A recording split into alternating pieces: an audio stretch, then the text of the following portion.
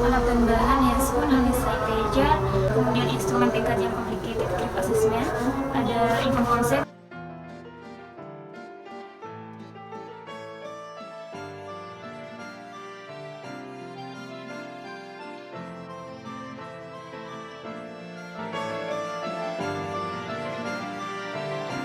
Assalamualaikum. Perkenalkan, saya Kakak Fatima. Apakah benar dengan Ibu Susila? Baik Ibu Susila, jadi tujuan saya ke sini yaitu untuk melakukan pengkajian apakah Ibu itu mengalami kedukaan atas kepergian suami itu sangat aktif ataupun tidak. Nanti saya akan menggunakan instrumen complicated grip assessment, yang dimana nanti saya akan ajukan beberapa pertanyaan yang saya harap itu Ibu jawab dengan jujur sesuai dengan yang Ibu rasakan. Nanti pas terakhir kalau sudah semua pertanyaan dijawab, nanti saya akan menjumlahkan dan melihat apakah Ibu itu mengalami kedukaan yang sangat rumit ataupun tidak. Untuk waktunya itu Ibu sekitar 5-10 menit. Apakah Ibu bersedia?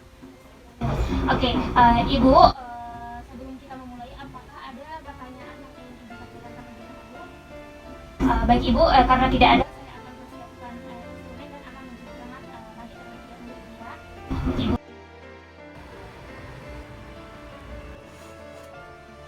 Baik Ibu, di sini saya sudah mencuci tangan dan menggunakan tisu.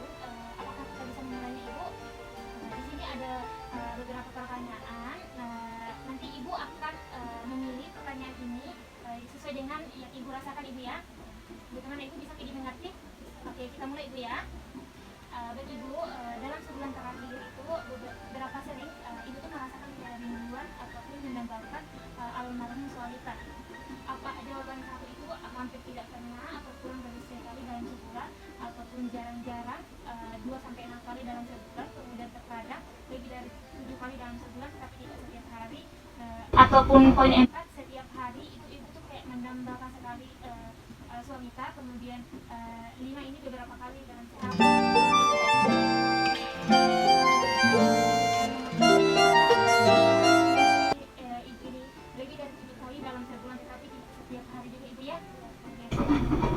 Saya lingkar Ibu ya.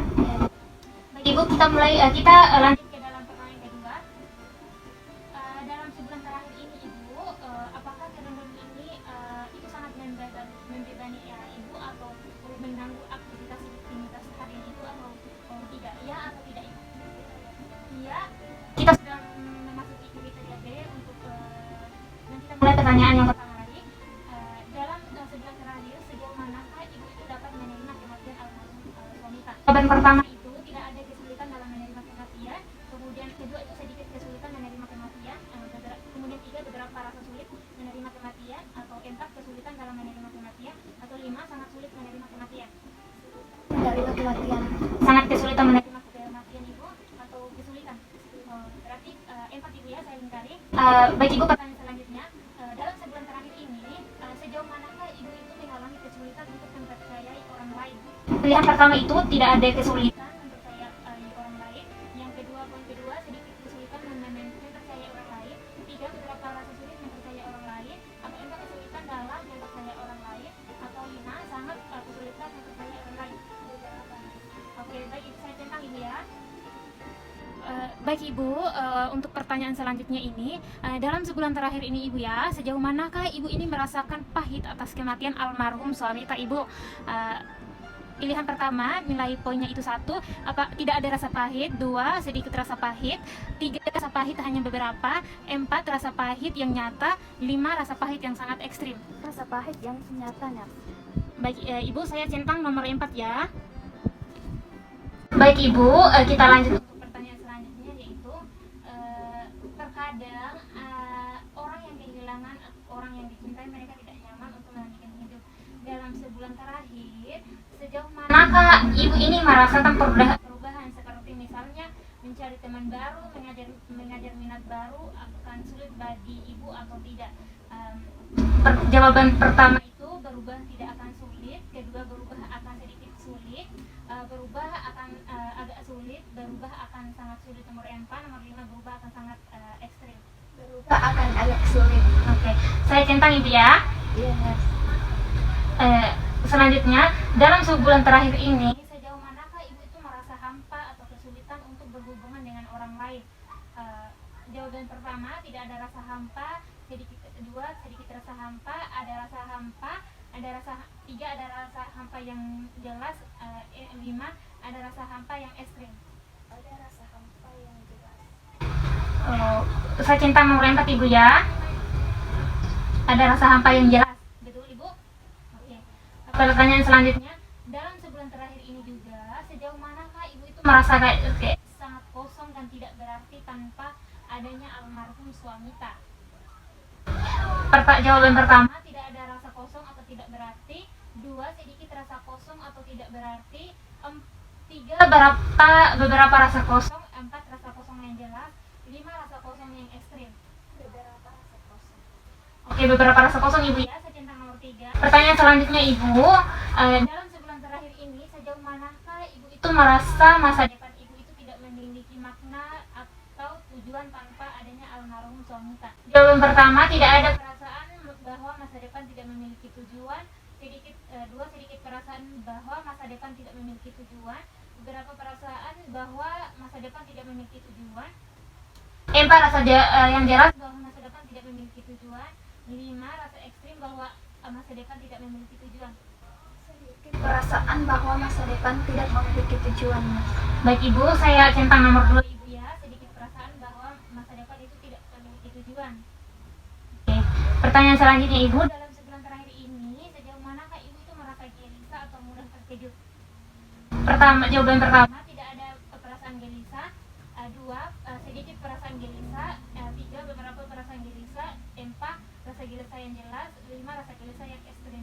Beberapa perasaan gelisah. Oke, saya centang nomor 3 Ibu ya. Iya. Selanjutnya Ibu, kriteria C. Pertanyaan pertama, apakah kesedihan yang dirasakan berpengaruh pada kehidupan sosial, pekerjaan ataupun bidang lain? Misalnya membuat Ibu itu sulit melakukan aktivitas normal setiap harinya. Jawabannya ya atau tidak Ibu? Iya, Nurse. Oke. Saya centang ya Ibu ya. Kriteria D Ibu, pertanyaan pertama, apakah salah satu dari gejala di atas termasuk kerinduan dan setidaknya satu gejala kriteria? D. Berlangsung setidaknya selama 6 bulan. Ya atau tidak Ibu? Nurse. Oke, saya centang ya Ibu ya. Apakah betul dengan ya Ibu? Oke. Baik Ibu, di sini pertanyaannya sudah terjawab semua. Saya akan cek kembali apakah terjawab semua atau tidak.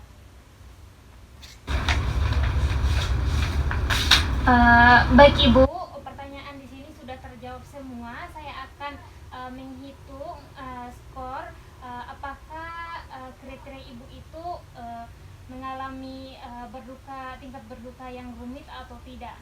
Saya izin men-skor dulu Ibu ya. Baik Ibu, setelah saya men-skor semuanya dari pertanyaan kriteria A, B, C, D, itu Ibu mengalami tingkat berduka yang rumit. Baik Ibu, saya harap kedepannya Ibu tetap semangat, jangan putus asa karena masih ada keluarga yang bisa menemani keseharian Ibu, ada juga anak-anak jadi jangan putus semangat Ibu. Jadi untuk pengkajian Ibu sudah selesai. Apakah ada pertanyaan yang ingin disampaikan terlebih dahulu? Tidak ada, Nurse. Oke, untuk pengkajiannya sudah selesai dan Ibu sudah tidak ada lagi pertanyaan yang ingin disampaikan. Jadi saya ingin melakukan kontrak waktu terlebih dahulu lagi untuk pertemuan selanjutnya. Jadi kapan Ibu bisa melakukan pengkajian selanjutnya Ibu? Minggu depan, Nurse. Oke, baik Ibu, saya akan kesini lagi dalam waktu minggu depan. Tetap semangat Ibu ya. Saya permisi kalau begitu. Assalamualaikum Ibu.